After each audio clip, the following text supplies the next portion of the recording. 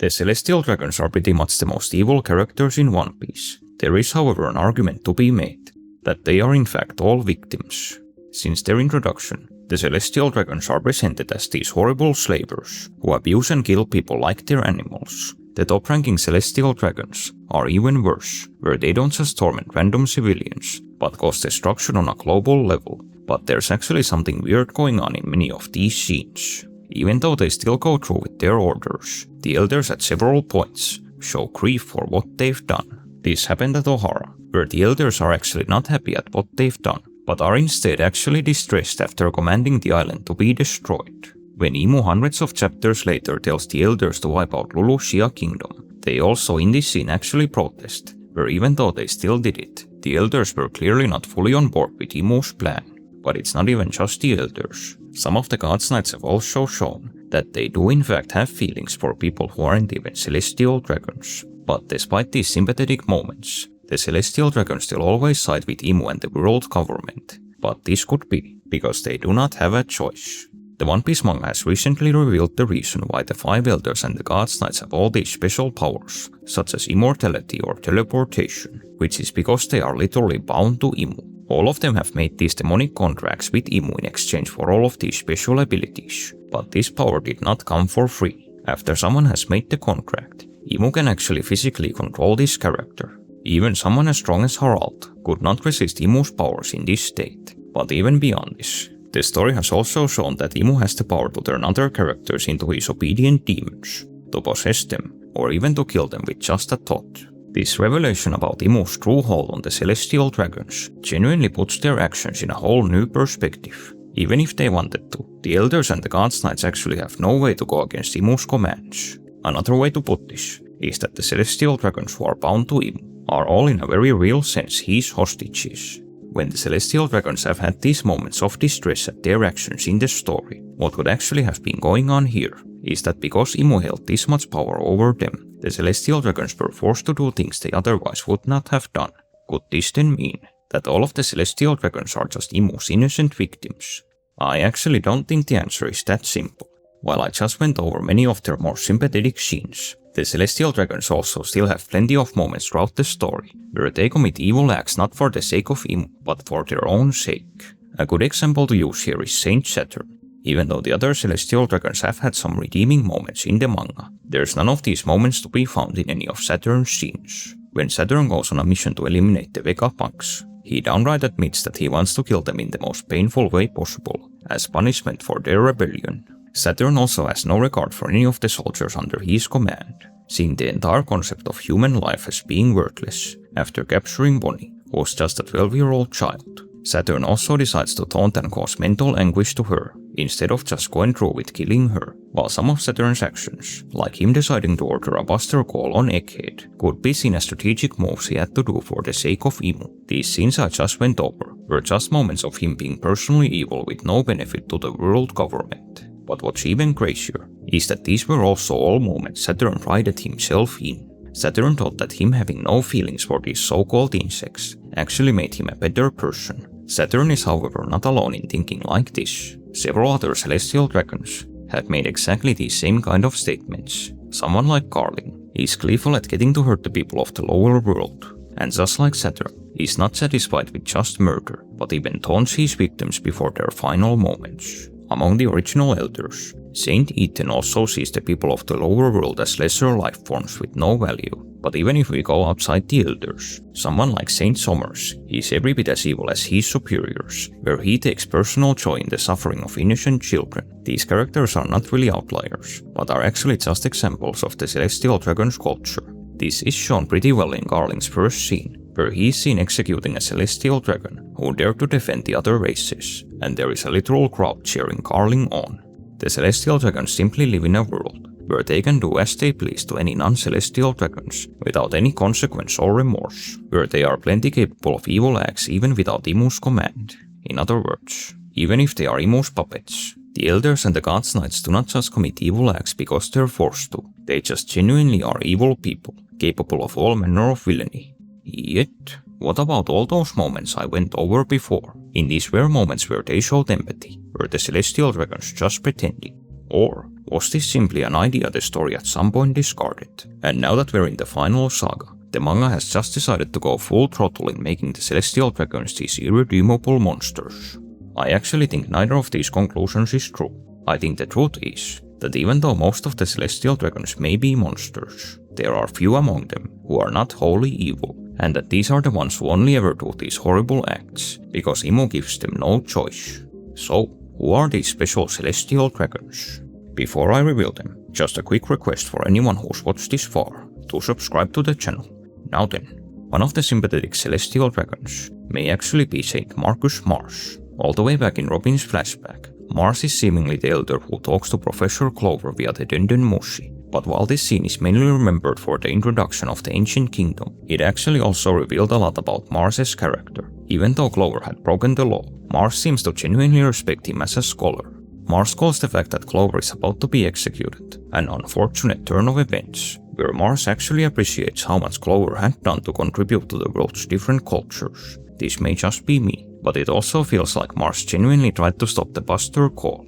As Clover keeps revealing more and more of the forbidden history, Mars keeps responding with lines like, "Such idealism, what are you implying?" And "That is quite a hypothesis." He's essentially downplaying Clover's information, but while it's possible that Mars was just doing this so that everyone who was listening to their talk wouldn't put much stock in Clover's words, I think it's also possible that Mars could have been trying to shut Clover up so that Ohara would be spared. Just when Clover's about to reveal the Ancient Kingdom's name, it's also not Mars, but Jupiter who orders Clover to be shut. When the Buster Call commences, Mars is also the elder I talked about earlier, where he's the one distressed about this outcome. Mars in this chapter not only showed what looked to be genuine empathy to the lower world, but he even respected a literal criminal like Clover. The most interesting detail, I think, is however Mars saying that he values global culture, which is one of the most uncelestial dragon things we've ever heard anyone say in One Piece, and it's definitely a far cry from any of Saturn's scenes. This is a really bad word choice, but since Mars's official title is the warrior god of the environment, he might actually be a secret hippie. He's certainly got the beard for it. But on a more serious note, Mars is not even the only elder who has shown that he actually values the world as a whole, and not just the world of the celestial dragons. This might surprise you, but despite his name and serious appearance, I think that Saint Topman Workery is actually the most sympathetic member of the Gorosei. The first time this was shown was after Marineford, where Workery was disappointed in Jinbei resigning from the warlords. Not because it meant the world government had lost one of its strongest fighters, but because Jinbei's admission had fostered harmony between humans and fishmen. This coming from a celestial dragon who've been enslaving the fishmen since time immemorial, and who've been bitter enemies with their nation for centuries, until finally making peace very recently in the current era. But this is also not Workery's only redeeming moment in the story. When Imu decides that the government is going to destroy Lulusia Kingdom, Workery actually opposes the idea, saying that there were a lot of civilians on the island. Even if he didn't manage to change Imu's mind, this scene to me still speaks volumes about Workery, where Saturn sees the lives of his own soldiers as something not even worth considering. Workery is actually against the idea of the government targeting a country that has actually rebelled against them. I'm also pretty sure that this is the closest any celestial dragon in the story has ever gotten to actually opposing Imu, where in virtually every other scene, the elders and the God's Knights simply do exactly what Imu wants. Workery's next line in this scene to me is also pretty telling, where he thinks Lulusia's destruction could serve as an example to other countries who've risen up in rebellion. While it might sound bad on the surface, it could actually be that Workery wants to avoid unnecessary bloodshed, where he'd rather these rebels just surrender, instead of losing their lives fighting the government. When the elders later hear that Sabo is actually on Lulusia, even though he is their enemy, Workery has this solemn look on his face about Sabo possibly being caught in the island's destruction, where he calls the turn of events just fate. In essence, both Mars and Workery are clearly still world government men, where they still at the end of the day always follow Imu's orders. They do not want the world to know the forbidden history, and they still oppose all of the government's enemies. But this does not mean that they're wholly evil. Because they have these redeeming moments throughout the story, it could honestly be that they do not want to cause unnecessary suffering to the world, and only ever do it because they in a very real sense have no choice. The way Imu's contracts are explained is that Imu only reveals his existence once the character has reached the second level of the contract. As we've now learned, however, by this point, the only choice this character has is either death or obedience. This is just my speculation, but celestial dragons like Mars and Valkyrie may have centuries ago began climbing the celestial dragon ranks, genuinely wanting to make the world a better place. After, however, learning the truth about the world government, they may have been forced to compromise. Guys like Mars and Valkyrie may have realized that they could not change the world even as the elders, but rather than just opposing Imu and dying for nothing, they could still do what little good they can from the inside. It would not be entirely different from how Garp and Sengoku still chose to stay with the Marines, even after God Valley made them realize that the government was far more evil than they had thought.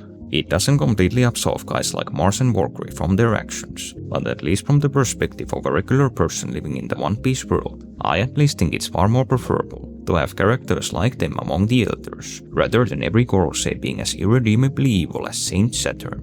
But I also do not think this is just Mars and Valkyrie. Other celestial dragons have in the manga also had these same kind of good guy moments. For example, even though he's on a mission to subjugate a country that isn't even a part of the world government, Saint Gillingham on Elbaf does have a small moment of empathy, where he doesn't force Ange to burn down her library alone, but actually finishes the job for her.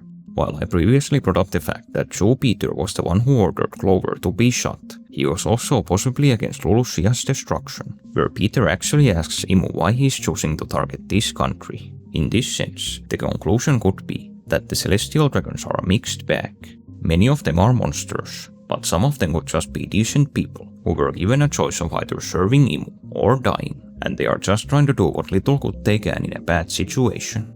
Yet, I've so far mainly only talked about these top-ranking celestial dragons. What about the rest? The celestial dragons who've made these contracts number only a little bit more than a dozen, meaning that Imu actually has no control over most of them, but also that most celestial dragons do not even know that Imu exists. There is honestly still a strong argument to be made that these regular celestial dragons are also all just as much Imu's victims as the elders and the gods' knights.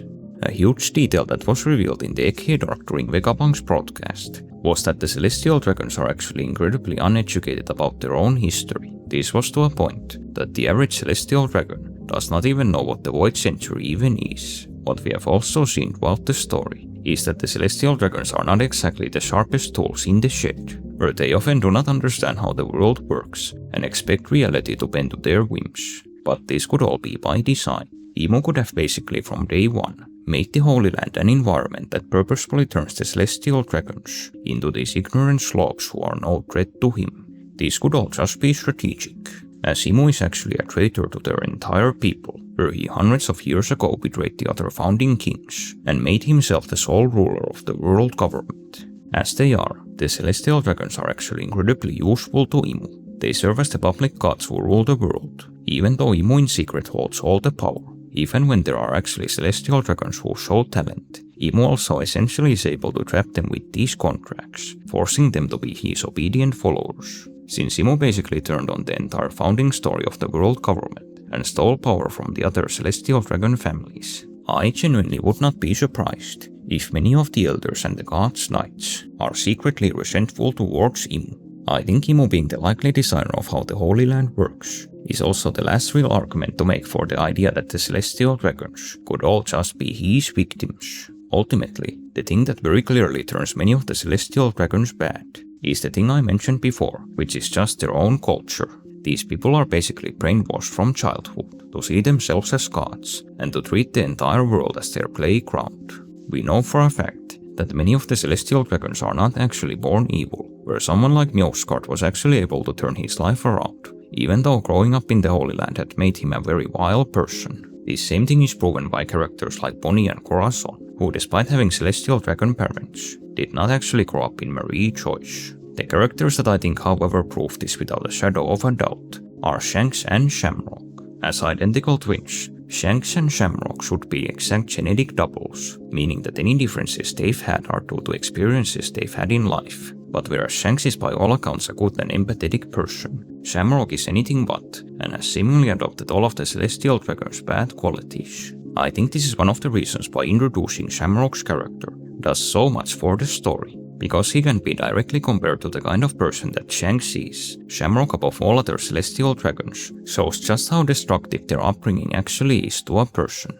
Ultimately, my own conclusion is that the game is pretty much rigged against the Celestial Dragons from the start. Most of them are turned evil by their environment, but even if they somehow survive this, their prospects are far from good.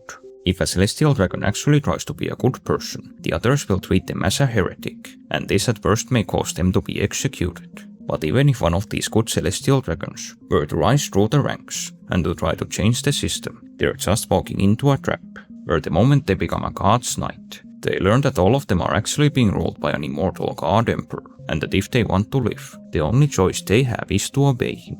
It's not that different from how evil regimes like this work in real life. There is even a possibility that even the most horrible Gods, Knights and Elders became these villains, simply because they got tired of resisting. Where Imu might have forced them to commit evil acts so many times, they eventually started enjoying it.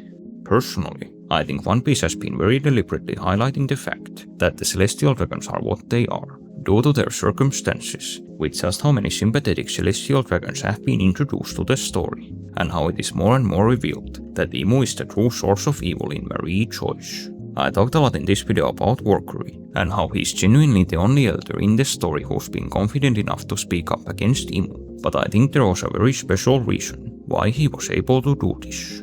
If you're interested, you should click here to check out a video where I break down why Saint Topman Workery is someone who ranks above the other elders, where he's more than likely Imu's secret right-hand man. Thank you to all my members for their loot, and thanks to everybody who watched this video to the end.